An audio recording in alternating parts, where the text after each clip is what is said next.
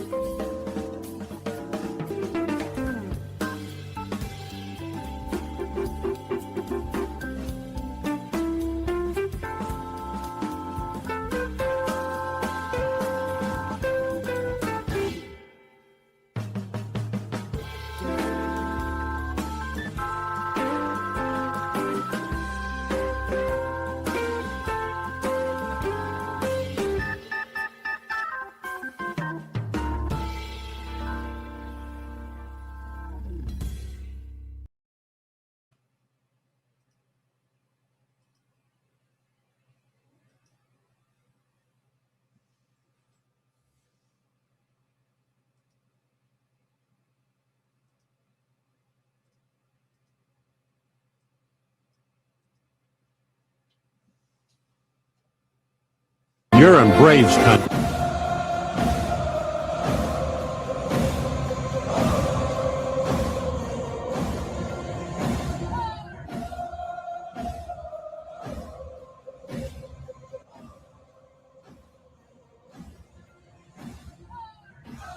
Well, long time no see. Huh? Man, we talked about this guy a couple of shows ago. I don't think I talked about him much this morning, but this is a guy that we've had on our radar for quite a bit. Let me get this. That thing was off the whole time. There we go. Anyways, Robert Suarez signs a. Let me get this figured out here. Robert Suarez, 3-year, $45 million deal. That's the particulars. The other thing that you're looking at with Robert Suarez, he is an elite pitcher that can be a closer. There we go. All right. Let me get this thing out of my ear so I can concentrate. All right. Robert Suarez just signed a 3-year deal. They just broke it a little while ago. I was actually out around the neighborhood walking the dogs, and I got the alert. Someone had shot me the text that's in the know. And I was like, what are you talking about? And I had to wait for it to get actually announced on Braves Country. And then I saw it, but I had already created the file. Anyways, long story short, Robert Suarez, 3-year, $45 million deal, and it's a big signing. People are going to sleep on this. They're not going to make the big deal that they did about Diaz because Diaz was a Met and going to the Dodgers. But I'm telling you right now, this is as big a deal as it can get. We've got a guy who's coming in, Robert Suarez, if you're not familiar with him, played for the Padres, and he is 34 years old. He'll be 35 into this season, so by the end of this contract, he will be 37 years old. It's a little concerning, but not with the relief pitcher. I don't worry as much about it. It should be a situation where he should still be firing bullets across the board. But you're looking at what he did last year, okay?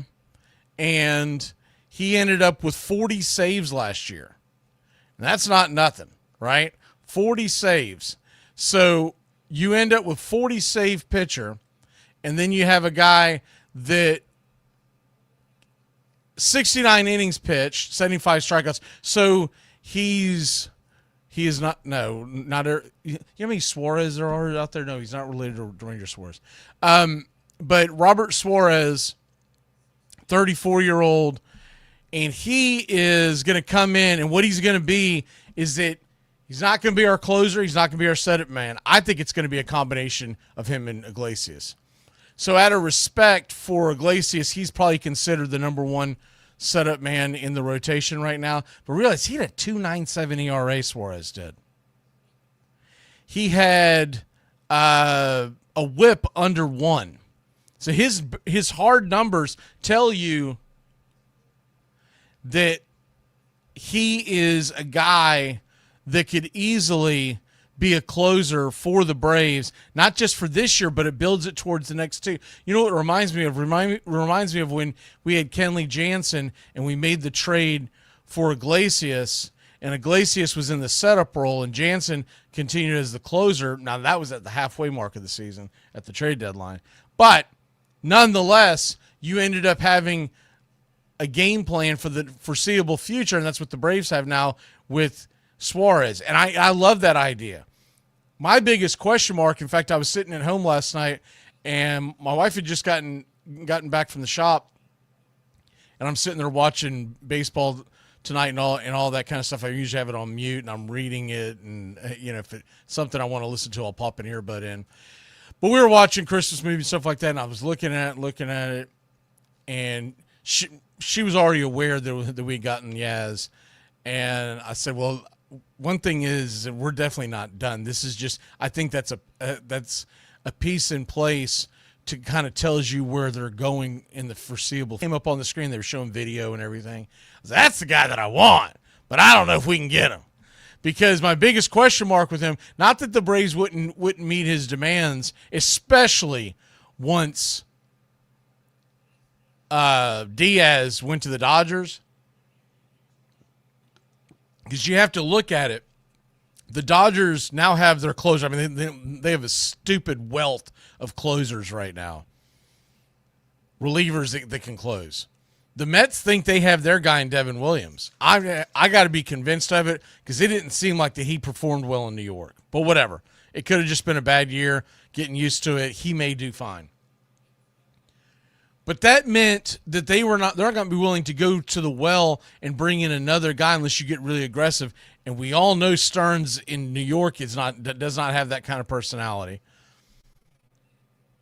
And the Dodgers at that point, I mean, they have such an overloaded of arm talent. Eventually, you're going to have to answer to the higher ups. Go, why do you have to keep spending on all these arms? Can you not figure out who works and who doesn't? But the biggest question on Suarez that I had was, all right, this is probably going to be his last big deal. Is he going to be willing to be a setup man? Probably not, but he might be okay with being paid like a closer and then be the closer next year. So overall, across his career, he only has 77 saves. But that's because he was always a setup man in San Diego until this past year. He was predominantly a setup man when he was standing behind. I mean, they had a plethora of closers, but guys like Hader and whatnot were always being brought over to San Diego. But this guy's elite. And this guy,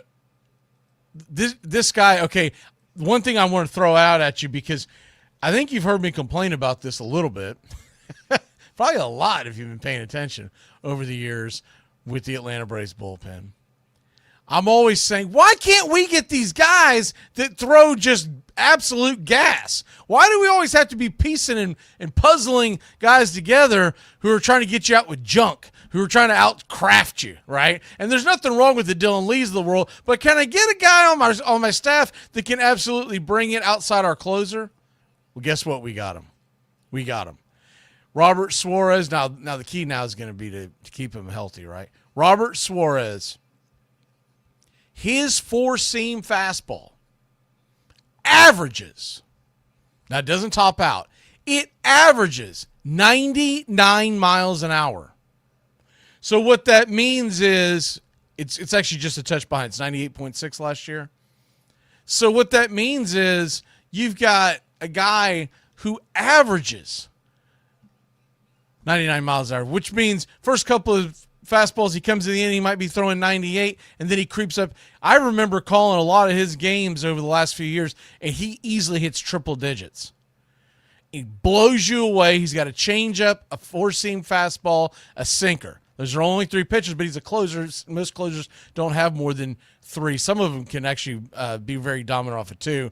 Only the great Mariano Rivera had just said, screw it. Here it is. Here's my cutter. You ain't hitting it. Let's go. But you're going to see a four-seam fastball out of this guy comes at averages. Once again, averages 99 miles an hour. Doesn't get up to averages. Like Spencer Strider in his prime was getting up to 98, 99. And then when someone would see him on the radar going around 94, 95 on a pitch, they would start freaking out all over X and going, oh my God, the sky's falling. You don't realize that's not what they're averaging. His changeup, and this is the part that's going to be interesting when you get to see him in person on a daily basis. This is what makes him so devastating. So you're averaging 99, so we'll just call it 100-mile-an-hour fastball, right? You're then bringing in a changeup at 90 miles an hour. There's a 10-mile-an-hour difference, and that's enormous even if you're just throwing in the mid-90s. You throw in the mid-90s and you have a 10-mile-an-hour difference on your changeup, it's nasty. It's filthy. When you're throwing 100 miles an hour and the changeup's coming in at 90, you're talking about you're basically out there guessing if you're the opponent. And then his sinker is much like his four-seam going down and in on the right-handers, out and away to the left-handers. That averages right at the 98 miles an hour. So it's about the same speed as the fastball. The biggest difference for those of y'all who may not be familiar with it, it's about the same speed, but what it really comes into is it's the movement, and that can help you not just get strikeouts, but it can help induce double plays. You know, you're talking about a right-hander who's watching 100 come at him straight as an arrow, and then all of a sudden that sinker dives in a little bit, and that's how you get broken bats. That's how you get double plays. If you're a left-handed bat, that's how you get the swing and a miss, because you're chasing it on the outer edge of the plate, assuming that it's going to be a straight pitch, and it just takes a little dive. And then, of course, in the back of your mind, you're like, crap, when's he going to throw that changeup? So I love this move. We won't be here for long today, but I did want to go over what that makes it look like now for the Atlanta Braves and their bullpen. So number one with the bullpen, we're going to have Iglesias, obviously. That is without a doubt. And then we're going to go ahead and have Robert, I always want to call him Roberto. It's Robert Suarez. And he will come in and fill the eighth inning role. But there will also be a lot of times where he closes, because let's say the Braves are good this year, right? Let's say we have the ability to be in a lot of these games, whether you're closing or whether you are trying to keep the game where it's at, like a tie ball game. Maybe you're down by a run. You now have another weapon to step in there and say, hey, we are going to go with Suarez tonight, mainly because we want to go ahead and give Iglesias a day off. So there you have that. And what I'll be interested in is, will Iglesias, because there's been talk about this later in the season, could you talk him into an extension where you have a two-headed snake like this at the back of the bullpen for at least one more year? Now that I'm all for. I'm all for the relievers. I don't mind if they're a little long in the tooth. There's been a long line of relievers that do well into their mid-30s.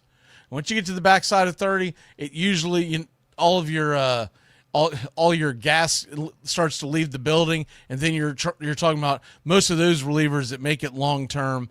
Those are the guys who are more of the crafty type of relievers, the guys in the middle of the rotation. But as far as back end of it, well, I expect Iglesias to be just as good as he has been,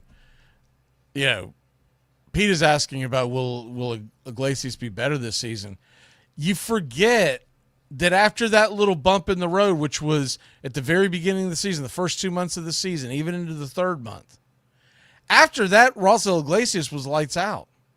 He was absolutely lights out. And so I just hope he comes back as good as he was last year. It was frustrating when he had the dip last year in that small area of time, because remember, it was compounded by the fact that they weren't hitting the damn ball.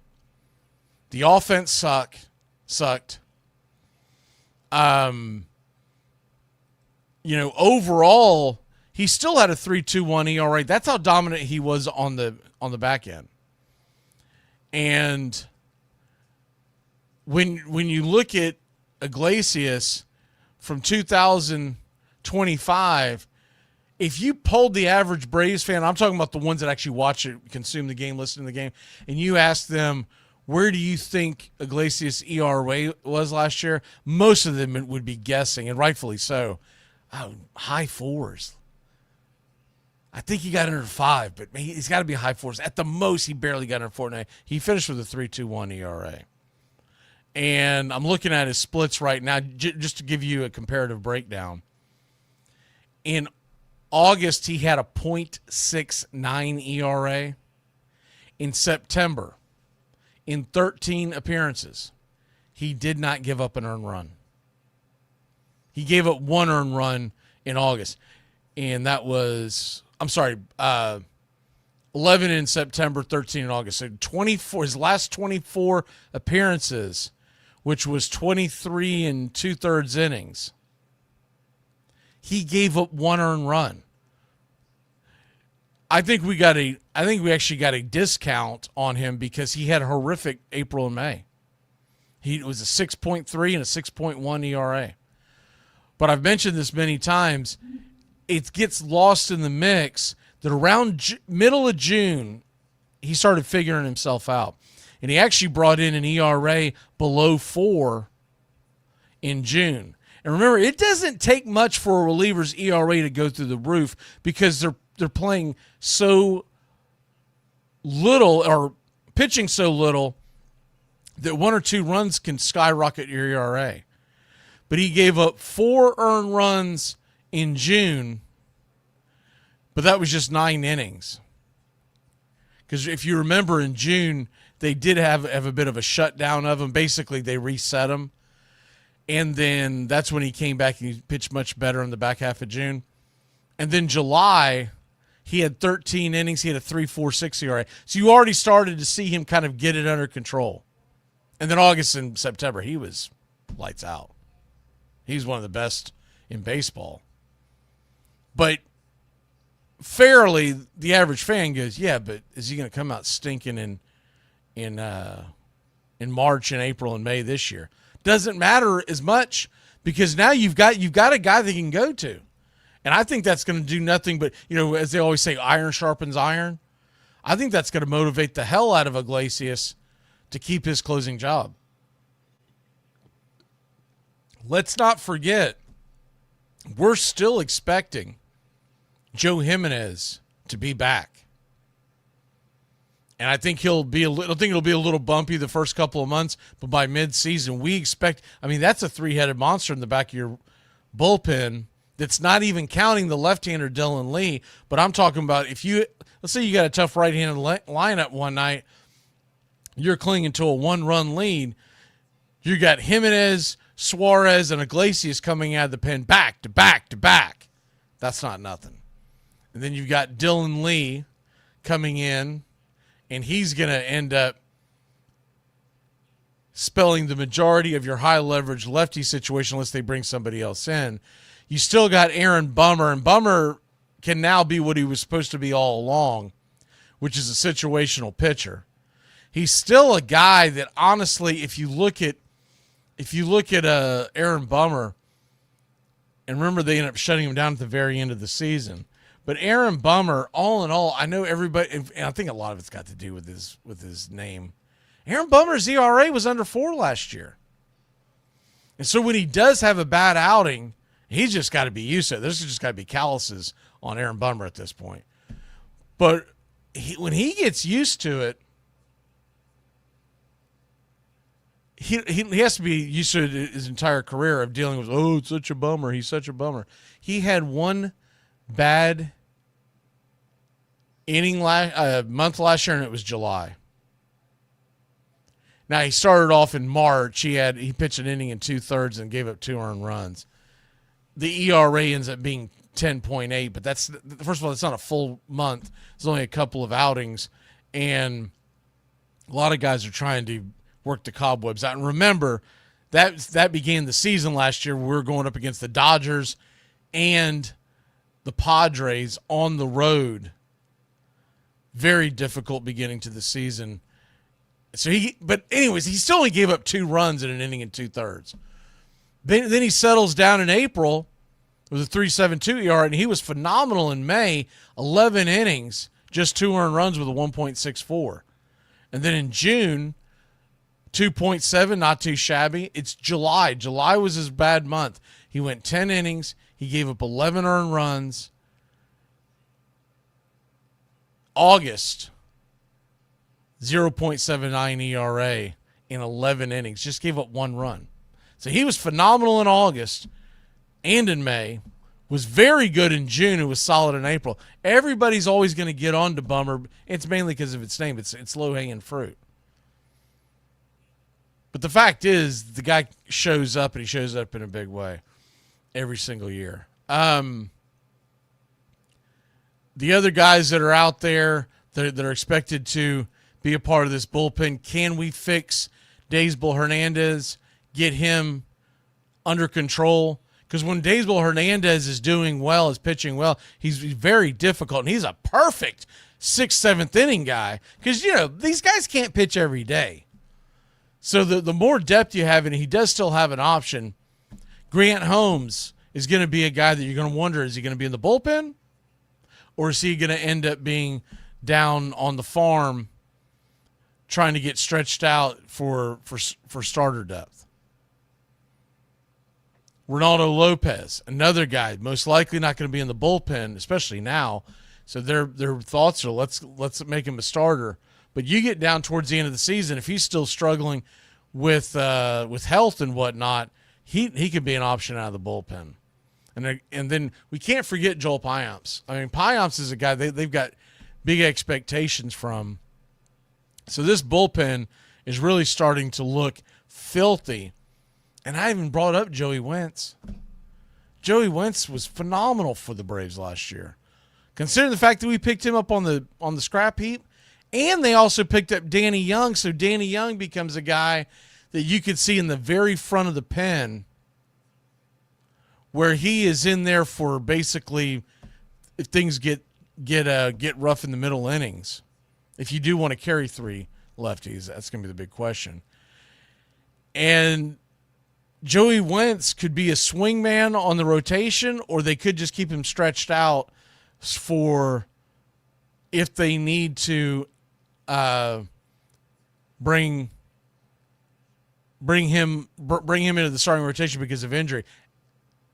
And I kind of forget about this, but Hunter Stratton was pretty darn good in most of his outings. I think he's a long shot to be on this bullpen, but I think you've got a solid bullpen now. You've got, if they add anything else to the bullpen, it's going to be arguably the top 2 or 3 in baseball. But right now, I would put the Braves bullpen, if everybody's healthy, if everything goes right, we're a top 5 bullpen. That's all you can ask for, because we've got depth in starting pitching. I still think we're going to get a big hammer come down in the foreseeable future with a starting pitcher. But do I think it's going to be like a Framber Valdez? No, I don't. I think it's going to be more of a guy that can go out there and you can get at a decent rate, but you can expect to be, in our rotation, probably a 4 or 5 guy, but in most rotations, a number 3.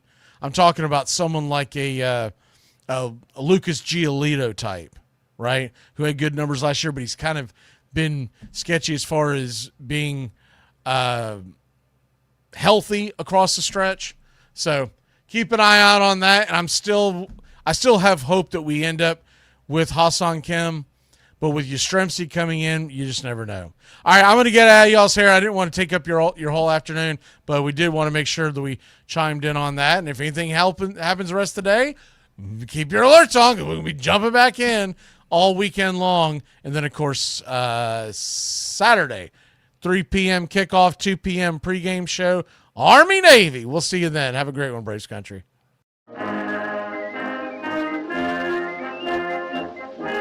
Saturday, December 13th, 3 p.m. Eastern, it's the annual battle, the Army-Navy game in Baltimore, Maryland.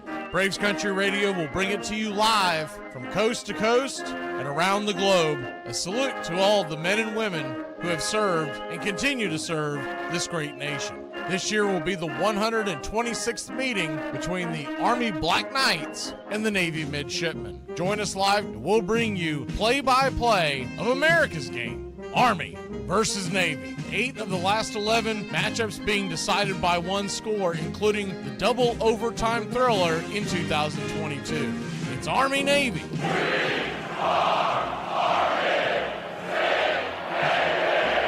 Navy-Army.